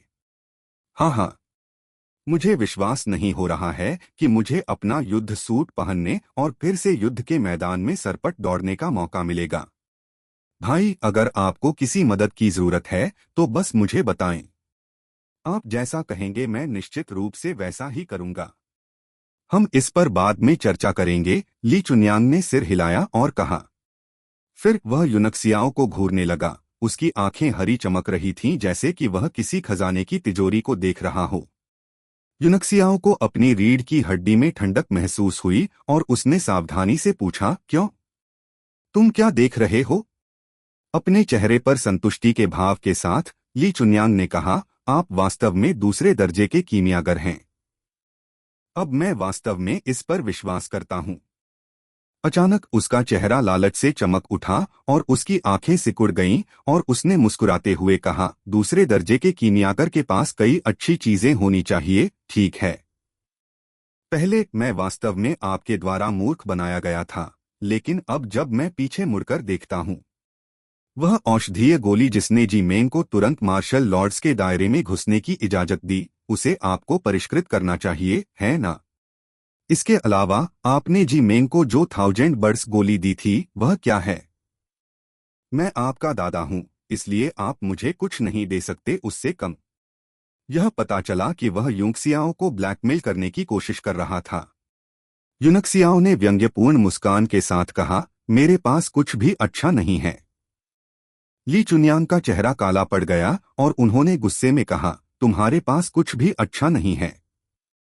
परिवार की गुप्त तिजोरी कहाँ है? मुझे जवाब दो, उन्होंने गुस्से में डांटते हुए कहा। हे स्वर्ग, हमारे परिवार ने सैकड़ों वर्षों से जो धन इकट्ठा किया था, वह तुमने पूरी तरह से खाली कर दिया है। अगर तुमने गुप्त तिजोरी खाली कर दी होती तो मुझे इतना गुस्सा नहीं आता, लेकिन अब पूरी गुप्त तिजोरी गायब हो गई है। स्वर्ग, अगर मैंने इसे अपनी आंखों से नहीं देखा होता तो मुझे इस पर विश्वास नहीं होता। क्या तुम इतने गरीब हो कि तुम्हें एक गुफा भी छीननी पड़ेगी? यह यूनक्सियाओं के माथे से ठंडे पसीने के निशान बह रहे थे। उनका इरादा किसी को भी दिव्य दायरे टैबलेट के बारे में बताने का नहीं था। ली चुन्यांग की मांसाहारी आंखों को देखते हुए उसने गोलियों की एक बोतल निकाली और उसे देते हुए कहा, ये 1000 बर्ड्स गोलियां हैं, एक औषधीय गोली जो विषाक्तता के माध्यम से मानव शरीर की क्षमता को उत्तेजित करती है। इसे लेने के बाद शरीर बेहद असुविधाजनक होगा, लेकिन जब औषधीय शक्ति गायब हो जाएगी तो कोई समस्या या दुष्प्रभाव नहीं बचेगा। उस पर 1000 बर्ड्स गोली का प्रभाव कम होता जा रहा था और उनके लिए उन्हें रखना बेकार था। इसलिए उसने उन्हें उदारतापूर्वक निकाल लिया। एक औषधीय गोली जो बिना किसी दुष्प्रभाव के मानव शरीर की क्षमता को उत्तेजित कर सकती है। ली चुन्यांग ने बड़ी खुशी से बोतल ली और अपनी जेब में रख ली, फिर यूनक्सियाओं की ओर घूरकर देखने लगा। धिक्कार है, तुम मुझे ब्लैकमेल करना जारी नहीं रखोगे, है ना? अन्य परिवारों में यह बुजुर्ग ही हैं जो कनिष्ठों को चीजें देते हैं। गुप्त तिजोरी कहाँ है? गुफा कहाँ है? यह रेन पिल्स की एक बोतल है जो मन को साफ कर सकती है, ध्यान के दौरान मन को शांत रख सकती है और सभी विकर्षणों और मानसिक राक्षसों से छुटकारा दिला सकती है। क्या? एक औषधीय गोली जो मानसिक राक्षसों से छुटकारा दिला सकती है? ली चुन्यांग ने तुरंत बोतल पकड़ ली और ढक्कन उतारकर सूंघने के लिए अपनी नाक पर रख लिया। फिर उसने अविश्वास की दृष्टि से उसे जेब में रख लिया। ध्यान करते समय सबसे अधिक भय मानसिक राक्षसों द्वारा परेशान किए जाने का होता था। यदि कोई विकर्षणों से छुटकारा नहीं पा सकता और मन को शांत नहीं रख सकता तो ध्यान हानिकारक और बेकार था। किसी के साधना आधार को सुधारने में सक्षम होने की तो बात ही छोड़ दें। इस प्रकार की औषधीय गोली की मांग हमेशा से ही अधिक रही है, लेकिन बाजार में इसकी आपूर्ति कम है क्योंकि कोई भी इसे नहीं बेचता है। 2 बोतल गोलियां वसूलने के बाद ली चुन्यांग ने यूनक्सियाओं को कड़ी मेहनत करना बंद कर दिया। आखिरकार यूनक्सियाओ उसका पोता था और उसे एक बार में खत्म नहीं किया जा सकता था। भविष्य में उनके पास बहुत सारे अवसर होंगे। यूनक्सियाओ यह देखकर कांप उठा कि ली चुनयांग ने उसे कैसे घूर कर देखा, जैसे वह कोई मोटा सुअर हो। ली चुनयांग ने अचानक मुस्कुराते हुए कहा, सभी मेहमान यहाँ हैं, तो चलिए बाहर चलते हैं और उनसे मिलते हैं। पूरा निवास उनकी दिव्य भावना से आच्छादित था और जो कुछ भी घटित होता था वह उनकी दृष्टि से बच नहीं सकता था। जियो क्विंगवांग, लुओ युनशांग, जियारोंग और जी मेंग को ली बाइफेंग द्वारा काउंसिल हॉल में लाया गया था और विभिन्न चाय और स्नैक्स परोसे गए थे। जैसे ही ली चुनयांग ने चेन दाशेंग की मदद की, जियो क्विंगवांग की पुतलियां सिकुड़ गईं और वह अचानक अपनी कुर्सी से उठ गए। दोनों व्यक्तियों को भयभीत होकर घूरते हुए वह चिल्लाया, चेन दाशेंग, और आप ली चुनयांग, आप कब से एक मार्शल किंग बन गए? लुओ युनशांग चेन दाशेंग से परिचित नहीं थी, इसलिए उसे ज्यादा भावनात्मक उतार चढ़ाव नहीं हुआ। लेकिन जब उसने सुना कि ली चुनयांग ने मार्शल किंग्स के दायरे में कदम रखा है, तो उसकी आंखें तुरंत सदमे से भर गईं। चेन दाशेंग ने उदासी से देखा, जैसे कि वह कुछ याद कर रहा हो। वह कुटिलता से मुस्कुराया और कहा, क्विंगवांग, हमने 5 साल से एक दूसरे को नहीं देखा है। जियो क्विंगवांग ने कुछ देर तक उसे देखा और फिर धीमी आवाज में कहा, तुम्हारे ऊपर भी अत्यधिक ठंडे जहर ने हमला किया था, मुझे लगा कि तुम मर गए हो। कड़वी मुस्कान के साथ चेन दाशेंग ने अपना सिर हिलाया। ली चुनयांग द्वारा उसे बैठने में मदद करने के बाद उसने आह भरी और फिर से कहानी सुनाई।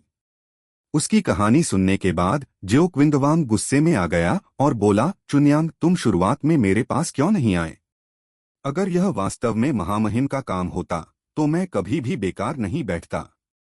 ली चुनयांग ने आह भरते हुए कहा, आप भी तब गंभीर रूप से घायल हो गए थे और मैं उस समय केवल एक मार्शल लॉर्ड बन गया था। मेरे पास इसे संभालने की ताकत नहीं थी, इसलिए मुझे दाशेंग को छिपाना पड़ा। जियो क्विंगवांग चुप हो गया। पिछले कुछ सालों में उनका प्रभाव भी धीरे धीरे कम हो गया था। हालांकि मार्शल किंग की उनकी उपाधि अभी भी थी, लेकिन यह दिन ब दिन कमजोर होती जा रही थी, इस हद तक कि वह राज्य संरक्षकों की सभी 5 इकाइयों को नियंत्रित नहीं कर सके।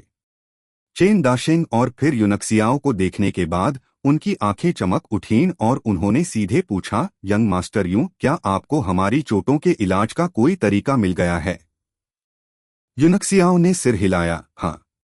मैंने मिस्टेरियस फायर पिल नामक एक गोली को परिष्कृत किया है जो अत्यधिक ठंडे जहर को दबा सकती है।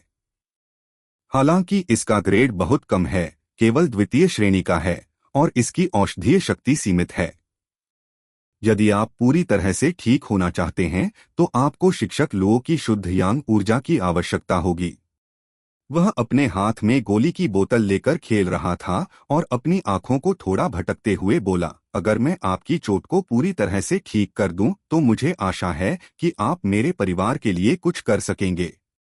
जियो क्विंगवांग बहुत खुश था क्योंकि आखिरकार कोई उस समस्या का समाधान कर सका जिसने उसे कई वर्षों से परेशान कर रखा था। लेकिन जब उसने यूनक्सियाओं के शब्दों का दूसरा भाग सुना तो वह सोच में पड़ गया। जल्द ही उन्होंने गंभीरता से कहा, मैं इसे समझता हूं। हमें हमेशा उस एहसान का बदला चुकाना चाहिए जो दूसरों ने हम पर किया है। मैं आपके लिए बिना शर्त 3 चीजें कर सकता हूं, जब तक आप मुझे बहुत मुश्किल स्थिति में नहीं डालते। ठीक है, 3 चीजें काफी हैं। यूनक्सियाओं की आंखें चमक उठीं क्योंकि वह हंसा और उसने दोनों हाथों से मिस्टेरियस फायर गोली वाली गोली की बोतल थमा दी। युनशांग को इन बातों की कोई परवाह नहीं थी। उसने बस यूनक्सियाओं को सदमे में देखा और भयभीत होकर पूछा, आपने आपने एक 2 दर्जे की औषधीय गोली को परिष्कृत किया है? आपने इसे कैसे बनाया? यूनक्सियाओं को नहीं पता था कि इसे कैसे समझाया जाए, इसलिए उसने अपने हाथ फैलाए और असहाय नजर से देखते हुए कहा, मैं भी नहीं जानता, मैंने इसे दुर्घटनावश परिष्कृत कर लिया। यह भाग्य ही होगा। थोड़ी देर की अनुपस्थिति के बाद युनशांग ने खुद को ठीक कर लिया। उसकी आंखों में एक अजीब सा भाव था और उसने अपना सिर हिलाया और कहा, मैं देख रही हूं। तुम इतने गहरे छुपे हुए हो कि मुझे भी तुमने मूर्ख बना दिया है। मैं तुम्हारे बारे में बहुत चिंतित थी। यूनक्सियाओ थोड़ा हिल गया। वह जानता था कि युनशान ने अतीत में वास्तव में उसकी परवाह की थी, लेकिन जब उसे पता चला कि उसके दिमाग में जो व्यक्ति था वह वास्तव में उसका पिछला जीवन था, तो उसे तुरंत एक अजीब सा एहसास हुआ। परिणामस्वरूप जब भी वह उसे देखता तो उसे बहुत अस्वाभाविक महसूस होता। इसलिए उन्होंने सच्चे आभार के साथ कहा, शिक्षक लो, आपने मेरे लिए जो कुछ भी किया है उसके लिए धन्यवाद। इस बार यदि आप लॉर्ड चेन और कमांडर जियो को उनकी आंतरिक चोटों को ठीक करने में मदद करते हैं तो ली परिवार निश्चित रूप से आपको एक संतोषजनक इनाम देगा। अपना सिर हिलाते हुए उसने कहा, कमांडर जियो और लॉर्ड चेन राज्य की रीढ़ हैं, इसलिए उनकी मदद करना मेरा कर्तव्य है। आपको मुझे कुछ भी भुगतान करने की जरूरत नहीं है। यदि आपको एक दिन प्रेरणा मिलती है तो मेरे लिए गुआंगलिंग राग बजाना न भूलें। मैं वास्तव में इसे सुनना चाहती हूँ। उसके चेहरे पर अभिव्यक्ति असामान्य रूप से शांत थी, लेकिन जब उसने गुआंगलिंग मेलोडी का जिक्र किया तो उसकी आंखें भावनाओं से छलकने लगीं। युंगसियाओ का मूड भी उसकी आंखों के भाव से झलक रहा था। वह चौंक गया और उसने तुरंत दूसरी ओर देखा और अपना सिर नीचे करते हुए गंभीरता से कहा, मैं निश्चित रूप से आपके लिए राग बजाऊंगा। जब उन्होंने ऐसा कहा तो उनका मूड थोड़ा उदास लग रहा था। युनशान एक पल के लिए रुके, फिर सिर हिलाया और कुछ नहीं कहा। कुछ और चर्चा के बाद भीड़ ने ली परिवार के आवास पर रुकने का फैसला किया। युंगसियाओ ने जिया रोंग को उपचार का प्रभारी बनाया और उसे कुछ निर्देश देने के बाद वह एकांत में साधना करने लगा। अगले दिन ली चुनियांग सैन्य तैनाती आदेश प्राप्त करने के लिए सुबह सुबह अदालत गए। यह पहली बार था जब युनक्सियाओ ने पारिवारिक प्रशिक्षण कक्ष में प्रवेश किया था। यह अकादमी की तुलना में कहीं अधिक शानदार था, लेकिन इसमें कोई गुरुत्वाकर्षण सरणी नहीं थी। वैसे भी उसके साथ ब्लैक गर्ल थी जो हमेशा उस पर 10 गुना गुरुत्वाकर्षण बल लगाती थी। खेती की जो तकनीकें वे अपना रहे थे वे सर्वोत्तम थीं और उन्होंने खेती के सबसे सही तरीके का इस्तेमाल किया। अगर कुछ रुकावट भी थी तो उसे सफलता हासिल करनी चाहिए थी और अपनी मूल अपेक्षाओं के अनुसार बहुत पहले ही मार्शल मास्टर बन जाना चाहिए था। हालांकि मेंगबाई के शरीर में विषाक्त पदार्थों को अवशोषित करने और उस धार्मिक ऊर्जा को अवशोषित करने के बाद भी, जिसे विकसित करने के लिए 100 से अधिक विद्वानों ने कई साल बिताए थे, फिर भी वह 7 सितारा योद्धा के रूप में बने रहे। इसने उसे बहुत हैरान कर दिया।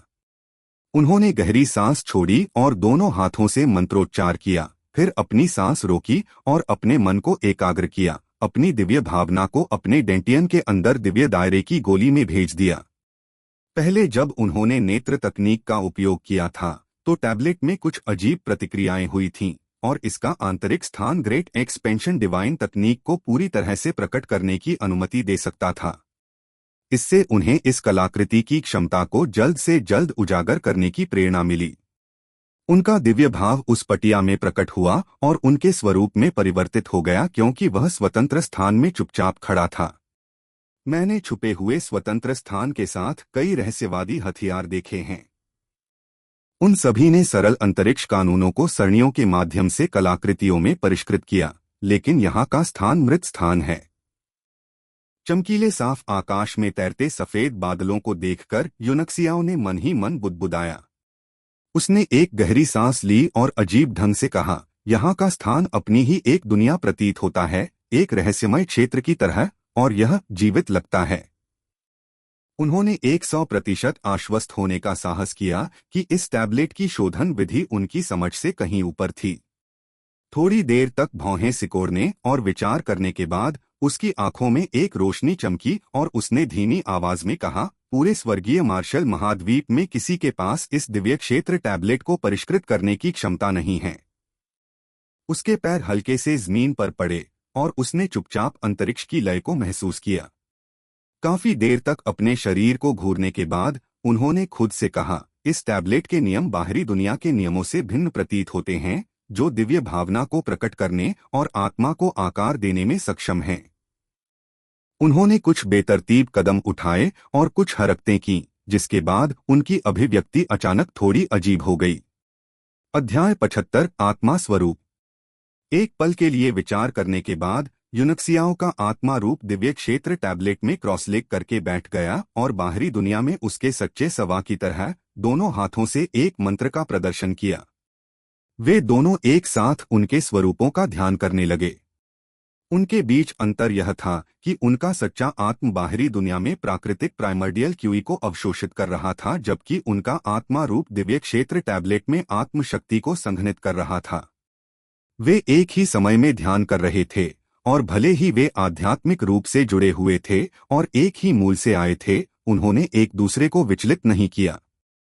निश्चित रूप से यहाँ दुनिया के कानून अलग हैं। उनकी आंखें चमक उठीं और उनका चेहरा खुशी से चमक उठा और उन्होंने उत्साह से कहा, इसका मतलब है कि मैं ध्यान करते समय खुद को दो भागों में बांट सकता हूँ और एक ही समय में अपनी आत्मा और मांस का विकास कर सकता हूँ। इस तरह भले ही मेरा साधना पथ दूसरों की तुलना में कठिन है, मैं आधा समय बचा सकता हूँ। इसके अलावा महान विस्तार दिव्य तकनीक को दिव्य क्षेत्र टैबलेट में प्रकट किया जा सकता है। इन सभी के संयोजन के साथ 9वें स्तर के कीमियागर की आत्मा शक्ति को बहाल करने का मेरा लक्ष्य अब ऐसा नहीं है दूर। मार्शल आर्ट की तुलना में आत्मा को विकसित करना 100 गुना अधिक कठिन था। हालांकि यूनक्सियाओं के पास आत्मा साधना की विभिन्न तकनीकें थीं, लेकिन महान दाव के रास्ते में कभी कोई शॉर्टकट नहीं था। चाहे किसी के पास कितने भी अच्छे संसाधन हो, वह कठिनाई और समय की मार को नहीं छोड़ सकता। यह अंतहीन साधना के माध्यम से था कि एक योद्धा या कीमियागर नायक बन सकता था। हालांकि यूनक्सियाओ अभी भी इस दिव्य क्षेत्र टैबलेट को समझ नहीं सका, लेकिन वह पहले से ही इसके साथ आध्यात्मिक रूप से जुड़ा हुआ था। वह जानता था कि ऐसा इसलिए था क्योंकि वह अब बहुत कमजोर हो गया था और उसकी प्राथमिकता जल्द से जल्द अपनी ताकत बढ़ाना थी। उनकी आत्मा ने दिव्य क्षेत्र टैबलेट में महान विस्तार दिव्य तकनीक की खेती करना शुरू कर दिया, जबकि उनके शरीर ने गुप्त कक्ष में तानाशाह बॉडी टैंपरिंग तकनीक की विभिन्न अजीब हरकतें कीं। इस बीच उसने स्वयं को पतन के कगार पर संघर्ष करने के लिए सावधानीपूर्वक गुरुत्वाकर्षण बल को नियंत्रित किया। केवल इसी तरह से वह आगे बढ़ता रह सका। धीरे धीरे उसने गुरुत्वाकर्षण बल को 30 गुना तक बढ़ा दिया, जो कि वह सीमा थी जिसे वह अभी झेल सकता था। उसकी मांसपेशियां और हाथ पैर तन गए थे और वह उनमें से जबरदस्त दर्द और फैलने वाले दर्द की लहरें महसूस कर सकता था। गोली में उसके आत्मारूप को भी ऐसा महसूस हुआ और वह थोड़ा सा सिकुड़ गया। अचानक उसके सच्चे स्वरूप के माथे से एक बीन के आकार की हल्की सी रोशनी निकली और फिर टैबलेट के भीतर से 10 निम्न श्रेणी के प्राइमर्डियल पत्थर उड़ते हुए उसके सामने एक पंक्ति में मंडराते हुए निकले। बम बम बम। यूनक्सियाओ ने लघु काली लड़की के साथ अपना हाथ लहराया। सुनहरी रोशनी की एक किरण हवा में चमकी और अगले ही पल सभी 10 प्राइमर्डियल पत्थर फट गए, जिससे उनमें मौजूद प्राकृतिक प्राइमर्डियल क्यूई उबलते पानी के वाष्प की तरह फैल गई। टूटे हुए पत्थर रंगहीन पाउडर में बदल गए और गुप्त कक्ष में बिखर गए। अभी बहाओ नियति की एक क्यूई। वह सीधा हो गया और उसका तना हुआ शरीर अपने मूल रूप में वापस आ गया, अब विचित्र मुद्रा में नहीं रहा। फिर उसने अपनी हथेलियां एक साथ रखीं और बैठ गया, जबकि उसके पूरे शरीर के छिद्र एक ही बार में खुलने लगे। इस बीच गुप्त कक्ष में भरी हुई समृद्ध प्राइमर्डियल क्यूई के रूप में उनके अंदर की लाखों कोशिकाएं सांस लेने लगीं। उसकी सांसें उसके पूरे शरीर में रक्त और क्यूई की गति से मेल खाती थीं। एक श्वास के साथ उन्होंने 10 प्राइमर्डियल स्टोन्स में निहित प्राइमर्डियल क्यूई का आधा हिस्सा निकाल दिया, जिसे बाद में शुद्धतम ऊर्जा में परिवर्तित कर दिया गया और उसके भीतर प्रसारित किया गया।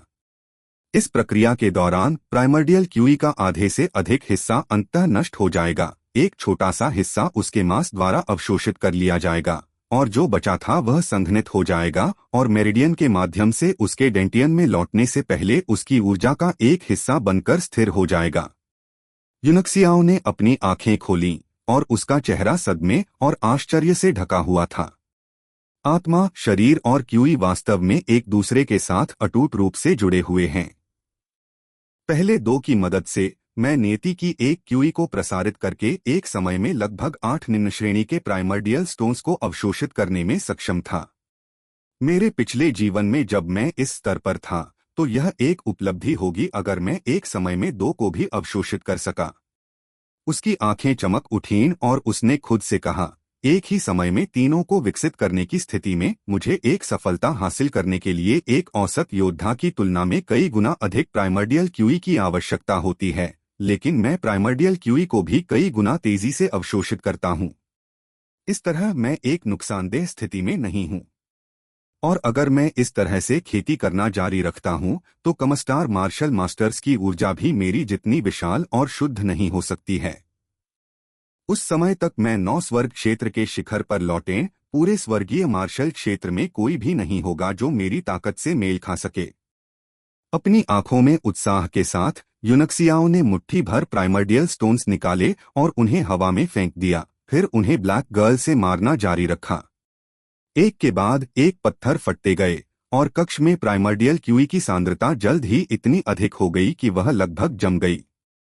उन सभी को सूखा दो, नियति की एक क्यूई।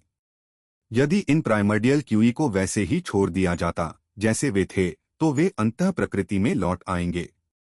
हालांकि उसकी वन क्यूई ऑफ डेस्टिनी की शक्ति के तहत वह एक बवंडर का केंद्र बन गया था, जबकि उसके चारों ओर प्राइमर्डियल क्यूई छोटे बवंडर की तरह उसमें घुसती रही। अगर किसी को यह देखने का मौका दिया जाए तो किसी को भी अपनी आंखों पर यकीन नहीं होगा। गु गु गु उसका शरीर अचानक सभी प्रकार की अजीब आवाजें निकालने लगा, क्योंकि यह नग्न आंखों को दिखाई देने वाली गति से गुब्बारे की तरह फैल गया, जबकि उसकी मेरिडियन अचानक कई गुना बढ़ गई थी। अच्छा नहीं है, मैंने बहुत ज्यादा अवशोषित कर लिया है। मैं बहुत लालची हूं। वह यह देखकर भयभीत हो गया कि प्राइमर्डियल क्यूई की इतनी बड़ी मात्रा के प्रवाह के तहत उसके शरीर की सहन शक्ति बहुत ही कम समय में अपने चरम पर पहुंच गई, और उसे लगा कि उसके सभी अंग और हड्डियां फटने वाली हैं। इसे भाड़ में जाओ, मैं कभी भी मौत से नहीं डरता। यह सिर्फ सैकड़ों निम्न श्रेणी के प्राइमर्डियल पत्थरों की प्राइमर्डियल क्यूई है। वे मुझे फोड़ नहीं सकते। उसकी आंखें लाल हो गईं और उसकी नसें और शिरोबिंदु उभर आए, किसी पुराने पेड़ की उलझी हुई शाखाओं की तरह उसके पूरे शरीर को ढक दिया, जिससे वह बहुत भयानक दिखने लगा। गर्जन गर्जन गर्जन उसकी छाती से दबी हुई दहाड़े वज्र की भांति फूट पड़ी, फिर उनकी त्वचा फटने लगी और उनमें से खून बहने लगा। इस समय उसकी आंखों से भी खून बह रहा था। फिर भी उसकी अभिव्यक्ति असामान्य रूप से शांत थी और उसकी आंखें पानी की तरह साफ थीं। चैम्बर अचानक शांत हो गया और प्राइमर्डियल क्यूई जो पागलों की तरह घूम रही थी धीमी हो गई और बहना बंद करने लगी। युंगसियाओ वहीं निश्चल बैठा रहा जैसे कि उसकी जान चली गई हो, और उसकी आंखों की रोशनी भी धीरे धीरे कम होने लगी। यह एहसास, क्या यह सचमुच मेरे लिए बहुत ज्यादा है? क्या मेरा शरीर बिखरने लगा है? क्या मजाक है? यह कैसे संभव है? उसने झटके से अपना सिर ऊपर उठाया और उसकी आंखें फिर से चमक उठीं, मानो उनमें तारे फूट रहे हों। इस बीच दिव्य क्षेत्र टैबलेट में उनकी आत्मा अचानक गायब हो गई और उनकी दिव्य भावना उनके दिमाग में लौट आई। गर्जन। जैसे ही उसके मुंह से एक अदम्य दहाड़ निकली, उसकी आंखें चौड़ी हो गईं, उसकी हथेलियां मुट्ठियों में बंद हो गईं और उसकी हड्डियां चटकने लगीं। फिर अचानक कक्ष में शांत हो चुकी प्राइमर्डियल क्यूई को एक बार फिर खींच लिया गया और उसके शरीर में पागलपन से डालना शुरू कर दिया। 7 सितारा योद्धा के दायरे, भाड़ में जाओ। मैं तुम्हें ऐसे कुचल डालूंगा जैसे कुछ नहीं। उसने एक दहाड़ निकाली और फिर अपने शक्तिशाली दिव्य ज्ञान का उपयोग करके बड़ी मात्रा में प्राइमर्डियल क्यूई को अपने शरीर में डालने के लिए 7 सितारा क्षेत्र के टोंटी पर उन्मत्त रूप से दौड़ने के लिए निर्देशित किया, लहरों की तरह उस पर बार बार पटक दिया। उसका खून और क्यूई उबल रहे थे, क्योंकि उसकी त्वचा पर एक के बाद एक खूनी फफोले उभर रहे थे। उसने अपने जबड़े कसकर भींच लिए थे, जबकि उसके सभी 7 छिद्रों से अत्यधिक खून बह रहा था। बूम! उसके दिमाग में एक जोरदार धमाका हुआ और उसे तुरंत आराम महसूस हुआ। इस बीच उसके अंगों और शिरोबिंदुओं में एक बिल्कुल नई शक्ति का संचार हुआ, जिससे उसे बेहद सुखद और आरामदायक महसूस हुआ। आखिरकार मैंने यह कर लिया। हाँ हाँ, मैं अभी मरा नहीं हूँ। हाँ हाँ। यूनक्सियाओ हंसा और उसकी आंखें पागलपन से भरी थीं। अभी अगर वह बदकिस्मत या लापरवाह होता तो उसका शरीर फट जाता और उसकी मौत हो जाती। लेकिन उन मार्शल आर्ट विशेषज्ञों में से कौन सा उनके जैसा पागल नहीं था। एक 8 सितारा योद्धा की शक्ति को अपने अंदर महसूस करते हुए यूंगसियाओ का दिल एक लंबे समय तक रहने वाले डर से भर गया। उसने मन में सोचा कि वह फिर कभी इस तरह अपनी जान जोखिम में नहीं डालेगा। इस बार वह भाग्यशाली था, लेकिन इसका मतलब यह नहीं था कि वह हर बार उतना ही भाग्यशाली होगा। अगर एक बार भी कुछ गलत हुआ तो वह तुरंत मर जाएगा। गुप्त कक्ष में एक अलग शौचालय और बाथरूम था, जहां उन्होंने अपने शरीर से खून धोया और साफ सूट पहन लिया। उनकी ऊर्जा की शक्ति से उनकी त्वचा पर घाव भी तेजी से ठीक हो गए। जैसे ही वह अपना ध्यान जारी रखने और अपने साधना आधार को स्थिर करने वाले थे, किसी ने दरवाजे के बाहर से एक आवाज भेजी जिसमें कहा गया कि उन्हें उनसे कुछ जरूरी चर्चा करनी है। जब उसने दरवाजा खोला और बाहर चला गया तो उसके चेहरे पर नाराजगी और बेबसी की झलक दिखी। दरवाजे के बाहर उसके दादा खड़े थे। जैसे ही उसने यूनक्सियाओ को बाहर आते देखा, वह अजीब तरह से मुस्कुराया और अपना गला साफ किया। ठीक है, मैं वास्तव में तुम्हें परेशान नहीं करना चाहता था, लेकिन आ आप क्या चल रहा है? आपने इसे 8 सितारा योद्धा बना दिया। वह जो कहना चाहता था उसे निगल गया क्योंकि उसकी आंखें चौड़ी हो गईं और उसका मुंह इतना बड़ा हो गया कि उसमें एक तरबूज समा जाए। यूनक्सियाओ ने भौहें सिकोड़कर कहा, मुझे बताओ यह क्या है? अगर तुमने मुझे परेशान नहीं किया होता तो मैं मार्शल मास्टर बनने के बाद बाहर आने की योजना बना रहा था। आह! ली चुनयांग अवाक रह गए और पूरी तरह स्तब्ध लग रहे थे। आखिरकार उसने जो देखा वह बहुत चौंकाने वाला और अविश्वसनीय था। परसों यूंगसियाओ ने विद्वानों के समूह की धर्मी ऊर्जा को आत्मसात कर लिया था और 7 सितारा क्षेत्र में प्रवेश कर गया था, लेकिन केवल 2 रातों के बाद वह 8 सितारा योद्धा कैसे बन गया? यह कैसे संभव हुआ? भले ही यूनक्सियाओ हर दिन अपने भोजन के रूप में 9वीं कक्षा की औषधीय गोलियां लेता, फिर भी वह इतना बेतुका परिणाम हासिल नहीं कर पाता। यदि वह इसी गति से प्रगति करता रहा तो क्या वह यह घोषणा नहीं करेगा कि वह कुछ ही महीनों में एक मार्शल संप्रभु बन गया है? यूनक्सियाओ कक्ष में प्रवेश करने के लिए मुड़ा। यदि आपके पास मुझे बताने के लिए कुछ नहीं है तो मैं ध्यान करना जारी रखूंगा। रुको, मुझे तुमसे कुछ कहना है। ली चुनयांग ने जल्दबाजी में यूंगसियाओ को पकड़ लिया।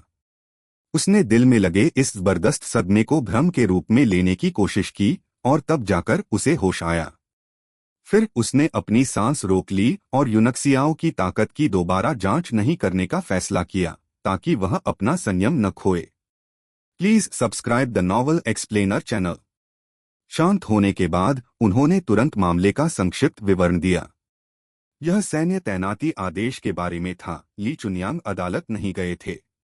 3 वाइज की घटना के बाद सभी विद्वान या तो सेवानिवृत्त हो गए, अपने गृहनगर लौट गए या पागल हो गए। और अचानक किन्हुई नदी के किनारे फूलों की नावों का व्यवसाय बेहद खराब हो गया। इससे कोंगरेनी को इतना गुस्सा आया कि उसे खून की उल्टियां होने लगीं और तेज बुखार आ गया। फिर भी उन्होंने किसी से उन्हें स्ट्रेचर पर अदालत तक ले जाने के लिए कहा और शाही कॉलेजों के सभी शाही उपदेशकों को बुलाया जो ली चुनयांग द्वारा स्पष्टीकरण देने की प्रतीक्षा कर रहे थे। इससे ली चुनयांग डर गया और जब उसने उन्हें दूर से देखा तो वह तुरंत वहां से खिसक गया। उसने सुना कि वे आज भी अदालत में इंतजार कर रहे हैं और उसके पेश होने तक हार नहीं मानेंगे। हताशा से बाहर आकर वह यहाँ आया और यूनक्सियाओ को बाहर बुलाया। फुकर, वे सिर्फ कमजोर विद्वानों का एक समूह हैं। आप किससे डरते हैं, दादाजी? जो भी आपके रास्ते में आए उसे मार डालो, यूनक्सियाओ ने आंखों में कातिलाना भाव लाते हुए उग्रता से कहा। अध्याय 76। मैं यहाँ मारने आया हूँ। ली चुनयांग का दिल तेजी से धड़कने लगा और उसने व्यंग्य भरी मुस्कान के साथ कहा, अगर वे सामान्य मंत्री होते तो उन्हें मारना मेरे लिए कोई बड़ी बात नहीं होती। हालांकि यह कोंगरेनी कन्फ्यूशियस का वंशज है। वह रूढ़िवादी कन्फ्यूशिवाद का प्रतिनिधित्व करता है और उसके शब्द और कार्य दुनिया के सभी विद्वानों के उदाहरण हैं। अगर मैं उसे मारता हूं तो निश्चित रूप से पूरी दुनिया मेरी आलोचना करेगी और मैं जहां भी जाऊंगा मेरी पीठ थपथपाई जाएगी। यूनक्सियाओ ने उसे तीखी निगाहों से देखा। दादाजी, आप अभी भी खुद को धर्मनिरपेक्ष दुनिया से बहुत ज्यादा जोड़ते हैं। उसने आह भरी और अपना सिर हिलाया। आप जानते हैं, हमारे जैसे लोग जो मार्शल आर्ट में रुचि रखते हैं, हमें ताकत पर ध्यान देना चाहिए। आखिरकार जिसके पास सबसे बड़ी ताकत है उसे बोलने का अधिकार होगा, और हमें दयालुता का बदला लेने और बदला लेने में कभी संकोच नहीं करना चाहिए। तथाकथित रूढ़िवादी कन्फ्यूशिवाद आम लोगों को बेवकूफ बनाने के लिए धर्मनिरपेक्ष सम्राटों द्वारा इस्तेमाल किया जाने वाला एक उपकरण है। हमारी नजर में यह गोबर से अलग नहीं है। जब हम प्रभुत्व रखते हैं और बादलों पर गर्व से मुस्कुराते हैं, तो आप क्या सोचते हैं, दुनिया के सभी लोगों में से कौन होगा हमें डांटने की हिम्मत? ली चुन्यांग अवाक रह गए। यूनक्सियाओं के शब्द उसके दिमाग में गड़गड़ाहट की तरह फूट पड़े, जिससे उसका सिर गूंजने लगा। हमारे जैसे लोगों को दुनिया पर शासन करना चाहिए। दादाजी, आप इतने वर्षों से युद्ध के मैदान में हैं और आपने कई लड़ाइयों का अनुभव किया है, और आप कभी नहीं डरे। आज आप एकमात्र पांडित्यपूर्ण कन्फ्यूशियस विद्वान से क्यों डर रहे हैं? मुझे अपनी ओर देखने मत दीजिए। यूनक्सियाओं की आंखें ठंडी हो गईं और उसमें से एक मजबूत स्पष्ट हत्यारी आभा फैल गई। मैं आज उन पांडित्यपूर्ण कीड़ों को मार डालूंगा। देखते हैं मुझे कौन रोक सकता है। यूनक्सियाओं ने जो कहा वह उसके कानों में गड़गड़ाहट की तरह गूंज उठा और उसे अचानक आत्मज्ञान का एहसास हुआ, मानो मार्शल आर्ट का मार्ग अचानक उसकी आंखों के सामने खुल गया हो। यदि कोई व्यक्ति कार्य करने में डरपोक हो तो वह सफल कैसे हो सकता है? एक योद्धा को हमेशा बहादुरी से आगे बढ़ना चाहिए। यूनक्सियाओं से निकलने वाली जानलेवा आभा इतनी जबरदस्त थी कि वह चलते समय हवा के साथ बहती थी और ली चुन्यांग के चेहरे पर दब जाती थी, जिससे मार्शल किंग कांप उठता था और उसके दिल में तूफान पैदा हो जाता था। वह एक अनुभवी व्यक्ति था जिसने कई वर्षों तक युद्ध के मैदान में सरपट दौड़ लगाई थी और अनगिनत लोगों को मार डाला था, और फिर भी वह इससे भयभीत था। यह आत्मा के सबसे गहरे हिस्से से उठने वाला एक प्रकार का भय था, एक आदिम भय। इस लड़के की इतनी प्रबल जानलेवा आभा कैसे हो सकती है?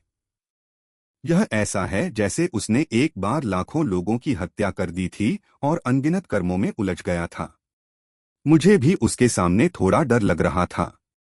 Please subscribe the novel explainer channel. Li Chunyang की आंखें भ्रम से भर गईं। उसने पाया कि वह इस पोते के बारे में कम से कम जानता था। प्राणों से निकली कातिल आभा। हालांकि यूनक्सियाओं ने अपने पिछले जीवन में ली चुन्यांग जितने लोगों को नहीं मारा था, वे सभी सर्वशक्तिमान विशेषज्ञ थे, और उनमें से प्रत्येक की जानलेवा आभा ली चुन्यांग की तुलना में कम से कम 10,000 गुना अधिक थी। और क्योंकि वह एक बार महाद्वीप के शिखर पर खड़ा था, उसकी आत्मा की गहराई से सर्वोच्च स्वभाव बस विस्मयकारी था। जल्द ही वे दोनों सफेद घोड़ों पर अगल-बगल सवार होकर दरबार की ओर चल पड़े। रास्ते में उन्होंने अपनी आभा को छुपाने का कोई प्रयास नहीं किया, इसलिए सड़क के दोनों ओर के लोगों को पहले से ही डर कांपना महसूस हुआ और वे लंबी दूरी से भी जल्दी से दूर चले गए। जैसे ही वे यात्रा कर रहे थे, ली चुन्यांग ने अपने पोते की अभिव्यक्ति का अध्ययन किया। उनका हृदय मिश्रित भावनाओं से भर गया, लेकिन साथ ही इसने मार्शल आर्ट की अनथीन राह पर आगे बढ़ने की इच्छा भी जन्म दी। मूल रूप से मार्शल किंग बनने के बाद वह पहले से ही संतुष्ट था और उसे लगा कि वह अपने जीवन के चरम पर पहुंच गया है। लेकिन इस समय जैसे ही उसने यूनक्सियाओं से ग्रैंडमास्टर की आभा को महसूस किया, उसे तुरंत लगा कि वह बहुत संकीर्ण सोच वाला है और उसने अभी-अभी मार्शल आर्ट में शुरुआत की है। उन्होंने गुप्त रूप से निर्णय लिया कि किन यू की मदद करने के बाद वह धर्मनिरपेक्ष मामलों से अपना नाता पूरी तरह से तोड़ देंगे और खुद को खेती के लिए समर्पित कर देंगे। वहां कौन जाता है? यह महल का सामने का द्वार है। तुम्हें असभ्य नहीं होना चाहिए। उतरो और तुरंत चलो। महल के सामने तैनात गार्डों के शिष्य तब संकुचित हो गए जब उन्होंने दूर से दो सफेद घोड़ों को अपनी ओर आते देखा। वे दोनों व्यक्तियों की निर्भीकता से हैरान थे और एक गार्ड ने तुरंत गहरी सांस ली और जोर से चिल्लाया, अपने चेहरे पर उदासी भरे भाव के साथ यूनक्सियाओ ने अपनी आवाज को एक पंक्ति में केंद्रित किया और उसे उगल दिया, जिससे महल में विस्फोट हो गया। फ्रंट लाइन पर एक जरूरी स्थिति है और मेरे पास महामहिम को सीधे रिपोर्ट करने के लिए महत्वपूर्ण सैन्य जानकारी है। कृपया मुझे असभ्य होने के लिए क्षमा करें, लेकिन इसमें देरी नहीं की जा सकती है। चौंककर गार्ड ने जल्दी से चिल्लाकर कहा, कोई फर्क नहीं पड़ता कि आपको कितनी जरूरी सूचना देनी है, आपको तुरंत उतरना होगा और महामहिम को सूचित करने के लिए हमारे द्वारा इंतजार करना होगा। बहुत देर हो चुकी है, रास्ते से हट जाओ। आपको यहां असभ्य होने की अनुमति नहीं है। तुरंत उतर जाओ। यदि तुम रास्ते से नहीं हटते तो मुझे निर्दयी होने का दोष मत दो। तुम्हारी हिम्मत कैसे हुई? अगर तुम नहीं उतरोगे तो मर जाओगे। ठीक है, आपने इसके लिए कहा था। यूनक्सियाओ ने धीरे से आह भरी। पलक झपकते ही दो सफेद घोड़े महल के सामने की ओर दौड़ पड़े और दोनों रक्षकों ने तेजी से अपनी कृपाणें खींच लीं। अपनी आंखों में दृढ़ संकल्प के संकेत के साथ यूनक्सियाओ ने तायीन की तलवार को खोल दिया। उसका ब्लेड ठंडी चमक रहा था और उसकी नोक ने एक पल में गार्ड की आंखों में छेद कर दिया। फिर वह फिर से चमकी, जिससे दो सिर हवा में उछल पड़े। ली चुनियान की पुतलियां थोड़ी सिकुड़ गईं। उन्हें क्यों मारें? आप बस उन्हें सबक सिखा सकते हैं, उसने धीमी आवाज में कहा। एक अनुभवी व्यक्ति के रूप में जिसने कई वर्षों तक सैनिकों का नेतृत्व किया था, वह अपने अधीनस्थों को अपने रिश्तेदारों के समान मानता था। यूनक्सियाओ ने अपनी आंखें सिकोड़ लीं और उसकी जानलेवा आभा और भी मजबूत हो गई। मैं आज यहां मारने आया हूं। भौहें सिकोड़ते समय ली चुन्यांग चुप हो गए और यूनक्सियाओ के पीछे चले गए। उनके पोते की हरकतें और विचार अब उनकी समझ से बिल्कुल परे थे, लेकिन साथ ही पोते ने उन्हें एक सर्वोच्च एहसास भी दिया। इसलिए वह अब उसमें हस्तक्षेप नहीं करना चाहता था और बस चुपचाप यह देखना चाहता था कि वह इस मामले को कैसे संभालेगा। किसी भी स्थिति में यूनक्सियाओ के पीछे अभी भी एक मार्शल किंग था। सबसे खराब स्थिति में वे राज्य छोड़ सकते हैं। जियालन अकादमी को छोड़कर पूरे तियानशुई में कोई भी उसे नहीं रोक सका। यूनक्सियाओ की बातें सुनने के बाद धर्मनिरपेक्ष मामलों के प्रति उनका जुनून धीरे धीरे कम हो गया और उन्हें अब अपने राज्य के प्रति वफादारी जैसी चीजों की परवाह नहीं रही। महल में घुसपैठ करने और गार्डों को मारने के लिए कौन इतना साहसी है? महल के अंदर से कई गुस्से वाली आवाजें सुनाई दे रही थीं, जबकि कई गार्ड सभी दिशाओं से भीड़ लगाने लगे। अभी अदालत का सुबह का सत्र था, इसलिए सभी मंत्री बड़े हॉल में थे और जिस स्ट्रेचर पर कोंगरेनी लेटे थे वह भी हॉल के अंदर गलियारे में रखा गया था। इस बीच इंपीरियल कॉलेज के सैकड़ों शाही उपदेशकों ने भी हॉल के बाहर घुटने टेक दिए। मैं जनरल फिलॉन ली यूनक्सियाओ का बेटा हूं। मेरे पास महामहिम को रिपोर्ट करने के लिए एक जरूरी सैन्य खुफिया जानकारी है। चूंकि यह बेहद जरूरी है, मैं गार्ड द्वारा सूचित किए जाने का इंतजार नहीं कर सकता। कृपया रास्ते से हट जाएं, यूनक्सियाओ ने जोर से कहा, जबकि उसकी तलवार ठंडी चमक रही थी। गार्डों ने उन दोनों को घेर लिया था, लेकिन किसी ने पास आने की हिम्मत नहीं की। मुझे परवाह नहीं है कि तुम कौन हो। चूंकि तुमने महल के रक्षकों को मारने का साहस किया है, तुम आज मर जाओगे। एक आकृति हवा में उठी। वह आदमी गोल और मोटा था और जब वह यूनक्सियाओ की ओर हवा में घूमता था तो उसकी विशाल आस्तीन हवा से भर जाती थी, जिससे वह एक रंगीन गेंद जैसा दिखता था। वह पलक झपकते ही यूनक्सियाओ के पास आ गया और उसने अपना छोटा हाथ बाहर निकाला और जोर से रोने के साथ अपनी हथेली यूनक्सियाओ पर फेंक दी। इसी बीच आसमान में काले बादल छा गए, जबकि 4 अलग अलग रंगों की शक्ति उसकी हथेली में एकत्रित हो गई, जिससे तेज दबाव की लहरें बनी जो नीचे दबती रहीं। यूनक्सियाओ पूरी तरह से बल द्वारा फंस गया था। वह न केवल हिलने डुलने में असमर्थ था, बल्कि उसका शरीर भी जबरदस्त दबाव में था, मानो कोई पहाड़ उस पर टूट पड़ा हो। दबाव में उसके घोड़े ने एक तीखी आवाज निकाली, फिर खून, हड्डियों और मांस के ढेर में फट गया। उसने अपनी आंखें सिकोड़ लीं और ठंडे स्वर में कहा, 4 चतुर्भुज क्षेत्र के स्तर के 3 सितारे। एक मार्शल लॉर्ड विशेषज्ञ। ली चुन्यांग बहुत आश्चर्यचकित हुए। वह जानता था कि यह आदमी महल के रक्षकों का प्रमुख जिन फेबाई था, लेकिन उसे उम्मीद नहीं थी कि उसकी ताकत इस स्तर पर होगी। उस आदमी की हथेली गिरने का इंतजार किए बिना उसने अचानक घोड़े की पीठ से ऐसी गति से छलांग लगा दी जिसे नग्न आंखों से देखना मुश्किल था। बम! भीड़ ने केवल यह देखा कि दोनों आकृतियां हवा में टकराती हुई प्रतीत हो रही थीं। फिर मोटे व्यक्ति ने बहुत सारा खून निकाला और एक गेंद की तरह घूम गया जिसकी हवा निकल गई थी।